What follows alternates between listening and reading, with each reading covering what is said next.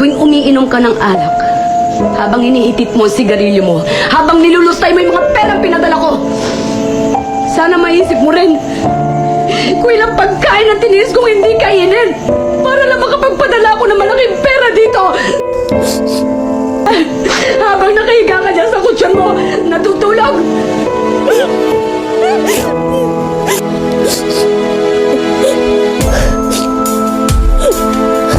Maisip mo rin kung ilang taong kong tiniis ang matulog mag-isa habang nangungulila ako sa yakap ng mga mahal ko.